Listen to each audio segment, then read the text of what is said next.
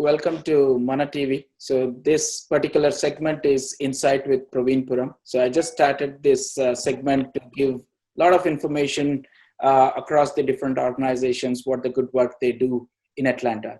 So you are the first pick of this particular first segment. So welcome to Insight with Praveen Puram. So just wanted to introduce myself, Karen. I'm Praveen Puram. So basically I'm a IT professional, but as a passion, I am into media, and I represent the TV5 and Mana TV in Atlanta area.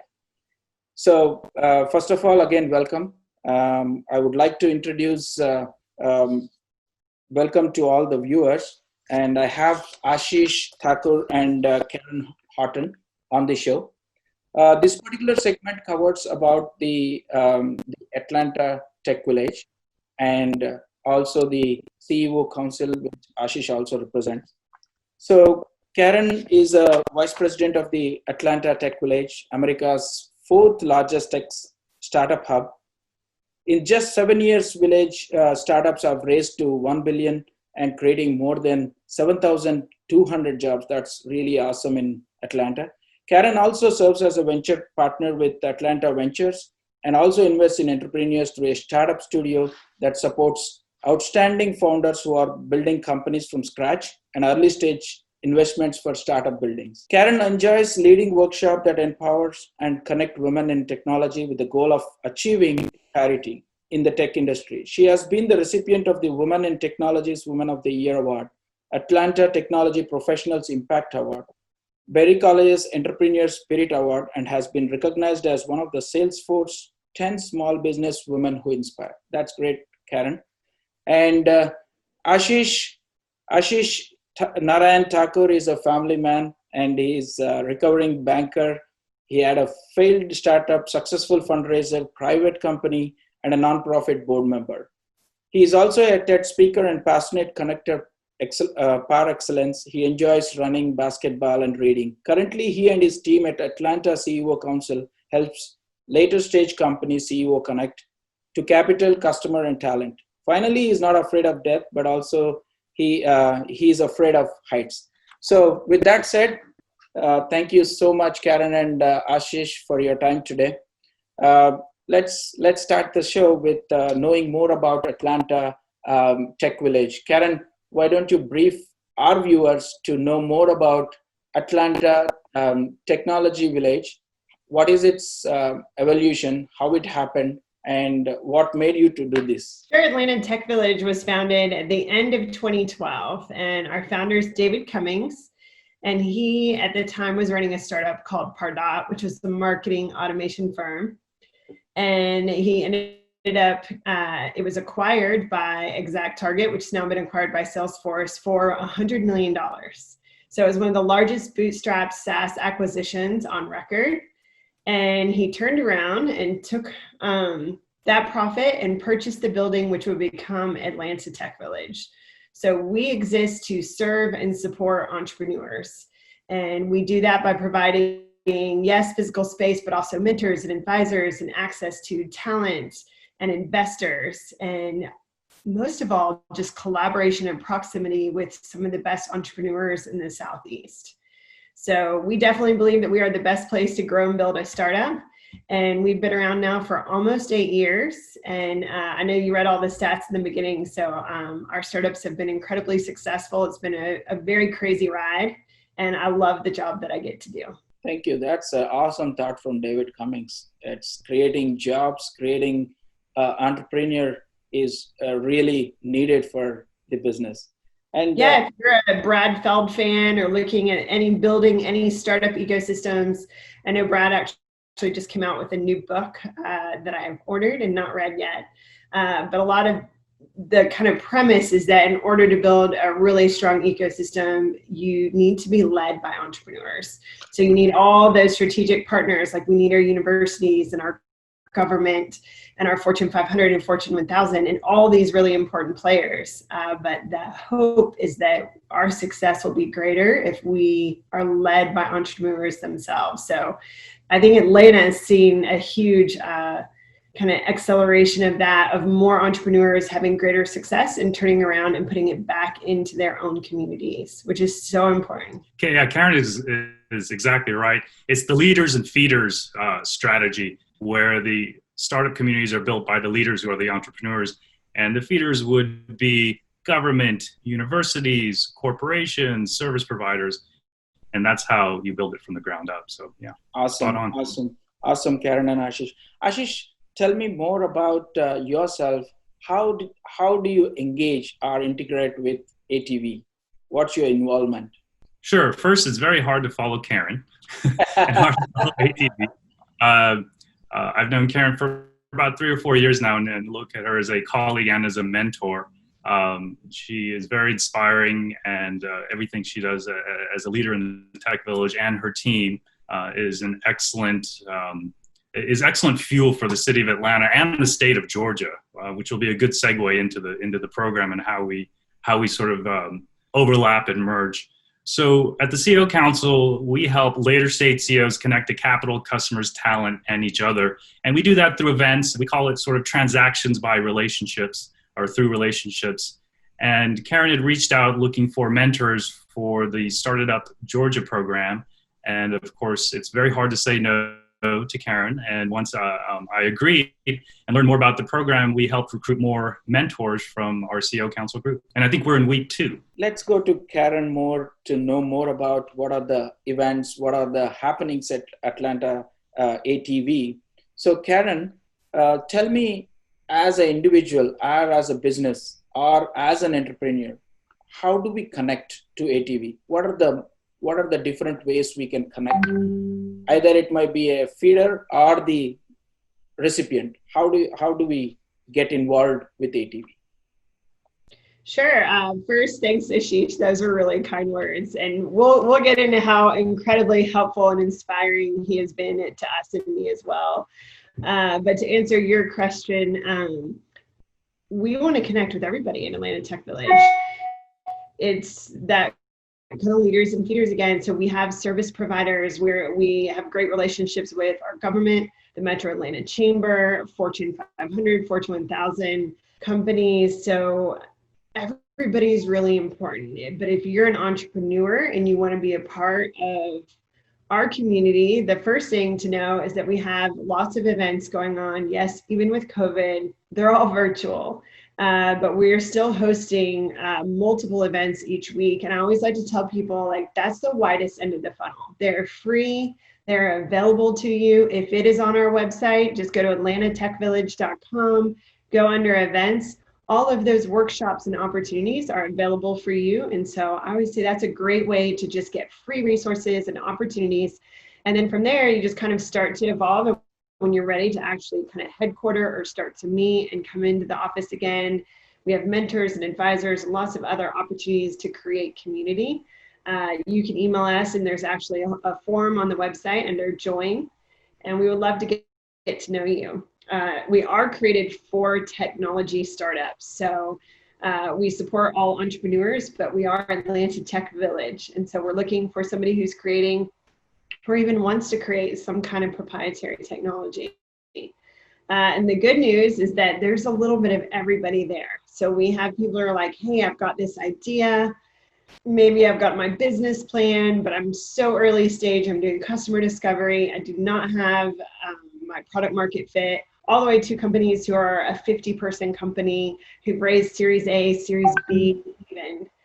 So it's a wide variety of people. And I think that that's kind of part of our secret sauce is you can see people who look like you, who are ahead of you in the game. And it's really inspiring to be able to walk down a hall and say, hey, can you help me with this? Or I'd love to hear your idea about that. Yeah, it's such a friendly place.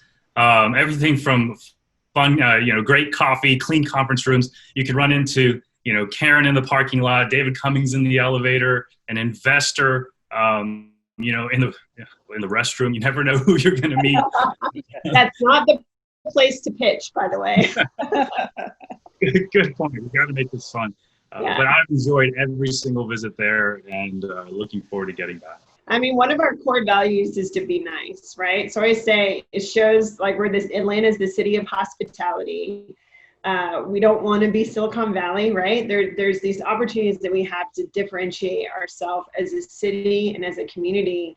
And one of the ways we strive to do that is that we know how hard it is to be an entrepreneur. There's really high highs, there's really low lows. Like the last thing you need is a building full of people who don't understand, who are not supportive in that. So we definitely are quite protective of our culture, and it's definitely leading with kindness. So sometimes it feels a little touchy-feely, right? To like say that, like what kind of, I'm like, no, everyone works their ass off here. But what you need to understand is that we want it to be a collaborative environment, and that's part of the requirement. So if that doesn't sound good to you, we're just not the place for you. And that's the okay. amount of introductions I've received or made through handshakes and hugs, you know, on every floor of the village, I can't even count that. So it's a wonderful, kind place to be. I've never been there, so definitely I would love to be there. So how many startups are already there in the ATV as of today, as we speak? Pre-COVID, we had over 300. COVID-19's obviously been very hard on entrepreneurs and hard on small businesses. So we have seen a decline in that. And so I haven't done a recent count to be fully transparent. But it's interesting because entrepreneurs kind of thrive in challenges. And so, yes, it's discouraging and hard, but a lot of ways I'm seeing people pivot and come up with these amazing ideas, and it's actually kind of spurring them to do new, different things and take more risks. So we're also seeing a lot of success come from a really challenging season as well. So we'll be back up over that 300 mark pretty soon, I think, especially in the new year. I'm hopeful for our country. Well, I'm very bullish based on just the Startup Georgia, the number of applications there. So I'm fully confident. I mean, Startup Georgia took off. That's been really fun. So I don't know when you're ready to talk about that, but that's been really exciting too. I'm sure, Karen, we all will, again, it will pick up because of this pandemic situation. Everyone has this tough time. So I'm sure we'll pick up again. So during this pandemic, are there any ways what is the pandemic vision during this period? What are your plans? How are you trying to motivate the entrepreneurs and again make it better? I mean, our goal is to always support them in whatever season they're in. And so we've been very, very proactive at reaching out to them, understanding where they are, making concessions where required, trying to work with people. We've continued all of our events and mentors and advisors. So we have stopped doing almost nothing. And instead, we've continued doing everything, but in a slightly different way, and have really embraced that challenge. And so I think it's been really exciting. We're using technology, of course, in all sorts of exciting ways, like sending video messages through Video Up, which is a really cool software piece that actually Julia on our team founded. And so we are sending like our face into these inboxes saying, hey, like, how are you? How can we help you? Reply back, let me know. We just want to see faces. And of course, we've stayed open this whole time. And so part of our goal was to be able to have startups who are essential services be able to access their office and continue to work. So we made over $200,000 of investment into our building to make it as COVID friendly as possible. So misting services, cleaning services, social distancing, mask requirements. And we actually have now created a touchless door system. So we have a huge building. So it's 6 stories, 103,000 square feet, right in the northern side of Atlanta called Buckhead. And you can actually go from the parking deck all the way into the building, up the floors and into your office without touching a single door, which I love. So we've kind of created all these opportunities to allow people to still utilize our space in a really safe way. I actually feel safer there than I do pretty much anywhere other than my home. Yeah, I was speaking to one of our CEOs who builds software for airlines, and he's saying it's safer to get on a plane than to go to the beach. And I'm like, well, I'm not going to do either right now. You know, on our end, we don't have like Delta, right? Yeah.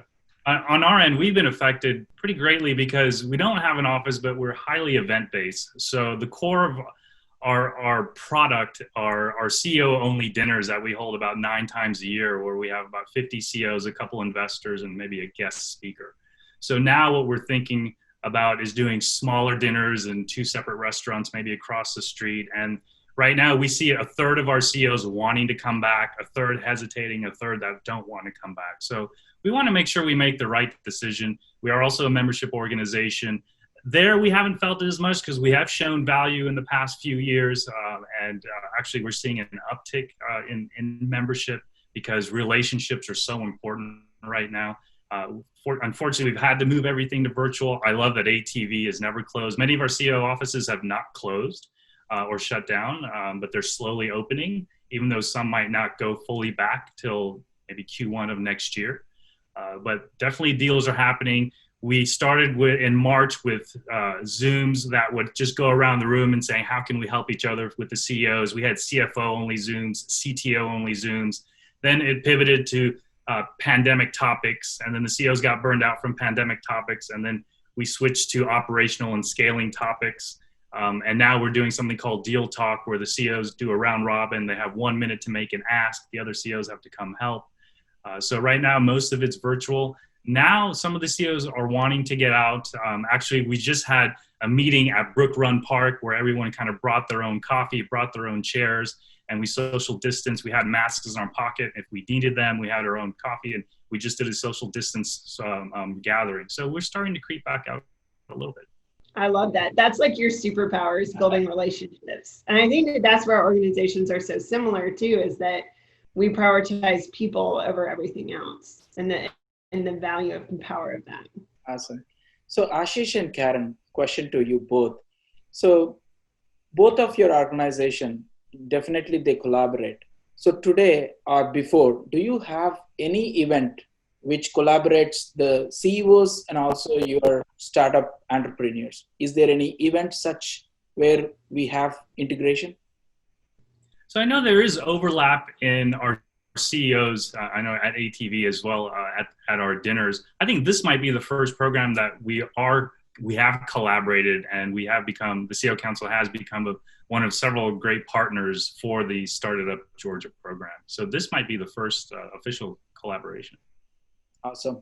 So Ashish, the next question is to you as a mentorship for the ATV. So right now during this pandemic, what are the different types of mentorings are offered to the entrepreneurs, existing and also the young entrepreneurs? Do we have any such sessions going on? So they are weekly, and Karen's team, and a big shout out to Kellyanne, who has been amazing at prepping all the maybe 46, 50 mentors. I can't remember how many. So what we'll first do is watch a lessons lab that all the entrepreneurs, I think 700 or 800 entrepreneurs watch. So we're at least prepped. We have some prepped questions. And then once a week, we're grouped into, I think I have 18 founders assigned to me. And I think most mentors have that similar amount. And every week we have some questions we answer. We go around the room, and then they can share ideas together, everything from a lot of it's early stage. So most of it is product market fit. What's your hypothesis? Let's go deep on the problem and the solution. Some are a little further along, and they might need a strategic CFO right now, actually, to help figure out FP&A, financial planning and accounting, or they're getting ready to pitch, or they want to get into investors, or it might be their second time being an entrepreneur, as you know, something common with me where I failed the first time, and now they're on their second and they're a little further along, and they can actually mentor others in the group. So the type of mentorship, and mentorship is a two-way street. So I'm learning from them. It doesn't work if it's a one-way street. So I feel like I put myself in a position as a mentee many times as well. I might not know the industry. I might not know the space. I might not. So I'm learning as much as they're learning. So I always like to say it is a two-way street, and it is a flat organization. It's not I'm here and they're here. We're all together. So that's agreed, Ashish. Everything is a learning. Every day is a learning day, and definitely it's a two-way.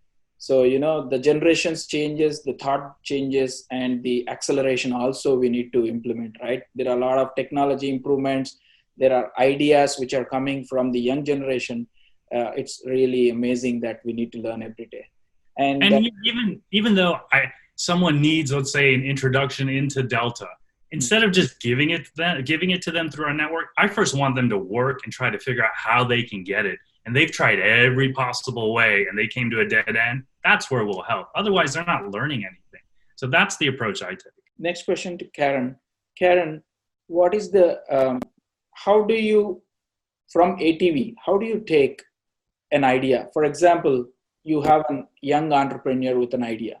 How can he come to ATV and approach for that idea to evolve into a product? So what sort of help you can provide? Kind of the goal of the Started Up Georgia program. So I would definitely, we have over 700 entrepreneurs in the Started Up Georgia program. Now at Atlanta Tech Village, we also do summer startup school, which is over every summer. We do 10-class kind of boot camp for any aspiring entrepreneurs who would like to join us. You can find that on our website, atlantatechvillage.com. So we have a summer startup school kind of boot camp for anyone who wants to just get a feel for what it was like. And then Started Up Georgia is like this really deep dive into, not just the classes, but these community groups. Like Ashish is leading one, and man, Atlanta CEO Council really showed up for us in leadership for a lot of these groups. And I think that's almost where even more value is coming from, and just these leaders and facilitators and everyone being able to come together and find community. So, Ashish mentioned that, but we're doing all the way from like, do I have what it takes to be an entrepreneur, to there's a lot of good ideas out there that will not make you money, right? So how do we help you identify an idea that's based off your skills or connections that will come natural to you? And then how do we make sure it's something that will actually make money? And we take you all the way through 12 weeks of that. And at the end, they can apply for seed funding. So we are still taking donations. So if anyone would like to go to startedupgeorgia.org and go to the donate button, 100% of those proceeds are being given to entrepreneurs at the end of the program. Perfect. So for Atlanta Tech Village, this program is completely pay it forward initiative. Myself, Kellyanne, and Hilton on the Atlanta Tech Village team, and then 56 amazing volunteers that are doing either our community groups and or teaching. And of course, tons of community partners as well. So it's definitely been a statewide kind of partnership with a lot of really amazing people to make this happen. Karen, I had a question. How was this idea born that Started Up Georgia? So David Cummings was on a task force, I believe, for the governor, and there was a group of people, because right now the state of Georgia is struggling with the highest rate of unemployment today. I think we're at 12%. And the idea was, how can we facilitate decreasing that unemployment rate as quickly as possible and kind of accelerate that economy? And of course, you can do that. We believe entrepreneurship is the single greatest mechanism for changing the world. So it's like, okay, how do we expose more people to entrepreneurship? And a huge piece of this program is open for everybody, but the idea was born out of that unemployment rate. And how can we take these unemployed people who may not have other opportunities right now and kind of come alongside them and help them take their destiny into their own hands and launch a viable business that can not only care for themselves, but their family, and ideally make other hires and support other families. So that's the big idea, that it came out of this kind of ideological task force. And so it's like, all right, we have an idea. Went from idea to launch 7 weeks. So it went really fast, but the beauty is when we kind of did an all call, amazing folks like Ashish and Atlanta CEO Council stepped up, our attendees and who are participating in the program. And we tried to make it as frictionless as possible. So there was an application. We did not accept everybody, but it was really just your personal information and then a short, like 250-word essay on why they wanted to be an entrepreneur. So the idea is we were making them work for it a little bit, but there was no wrong answer. And so a lot of that we had, I'm a senior developer at a software, already existing software company, all the way to, hey, I'm a single Black mom with 3 kids, high school education, and I have this amazing idea. So you have kind of these two very different demographics, but then you have everybody coming together with this kind of unified approach of like, we want to write our own future and we want to launch and grow our own business, which has been really an exciting journey to see everyone coming together in that way. Yeah, my mentee group, is from Marietta to Miami. There's one in Boston that is working full time. There's another in a parallel accelerator that's also in this one. So it is very, very diverse, and that's what makes it so much fun for the entire group. That's awesome. Really, this program, I think it should really excel. So what will happen to them after the 12 weeks of complete program? Do you pick any of the ideas and make it successful at the end of the 12-week program? So at the end of the program, they will be able to apply for seed funding. There will be an application. They'll have to show forward movement and have their mentor or their leader of their community group give a recommendation. So from there, we'll kind of sort who gets that, but we definitely want to know, we will be tracking who created businesses. We'll try to get them as much exposure as we can, and we will try to get them connected. I know this the Startup Ecosystem Report for Atlanta just came out from Startup Atlanta, so we're getting ready to push that out and do whatever we can to make sure that they are plugged into an organization, a physical place, anything that they can need. Hopefully Atlanta Tech Village will be giving out a bunch of scholarships as well. So we really we won't just end the program, but we want to help connect them to the next thing. Awesome. Coming to the diversity, do we have any integration with the Indian American community so far? I know Ashish is also from the Indian American, but how are they engaged? Do you have full presence in ATV from the Indian community so far? Are you asking about a formal partnership or just our general demographic? It's a general demographic. So just from my experience, several, when I walk in, it's a tech hub, right? So there's a natural Asian affinity to that. So you can easily feel that presence there as well. And then, a lot of our CEOs come from there, CTOs and CFOs come from there. Also, we send, one good example, Karen, was, I think is Ifra, and we introduced the CTO Nandu to her. And, that was kind of an Asian connection, not forcefully done, but that's just kind of how it fit. So I think it just becomes a natural connection because of the industry. Yeah. Just from my experience. Thank you. Yeah, our goal is to have a diverse community.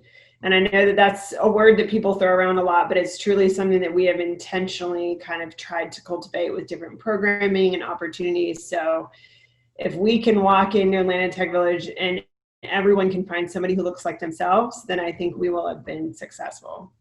We want it to be a true representation of our city, and Atlanta and Greater Atlanta is a very diverse place. So we want everyone to feel like they have a place where they belong at the village. Yeah, and ATV is, it's ubiquitous. A lot of the Asian population lives in Alpharetta, Johns Creek, and so forth. And ATV has a presence there through partnerships with a lot of the tech hubs up there. So it's one of those things in Atlanta, if you're an entrepreneur and you can't get to an investor, there's something wrong, right? And if you haven't heard about ATV, you're not doing the right thing. You're not in the right places. You're not in the right room. That's true, Ashish. But I just wanted to take this opportunity. I wanted to, make this program aware in the Indian community too. So definitely this program helps everyone to understand. And we have 3 minutes to go. So I wanted to open up for you to tell anything to the viewers on the benefits or how they can engage more closely. So Karen, do you want to say about Georgia Start It Up?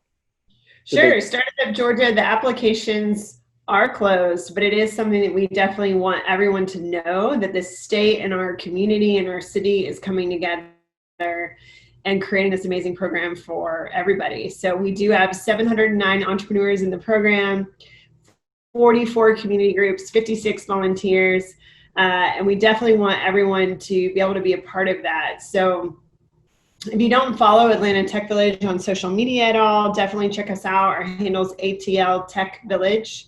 And from there, we're still figuring out the end of the program because we got it up and launched and going really quickly. So we may well do kind of a demo day, night virtual event for the funds that we're gifting. And of course, the more funds that we have, the more that we can give, and the more exciting that kind of virtual live event would be for our entrepreneurs, who most 90% of them are first-time entrepreneurs. So that would be a really exciting and great way to get involved. We've had people donate thousands of dollars, and we've had people donate $25. So no amount is too big or too small, but that would be a really tangible way. And anyone who donates, I'm communicating directly with them, and we're actually putting a committee, so all the donors are actually a part of the group that we will all collectively decide together how and when we would like to give those funds out. So it should be a really fun time. Perfect. Thank you so much, Karen and Ashish. Thank you. Thank you. I'll be in touch. Thank you so much. Bye.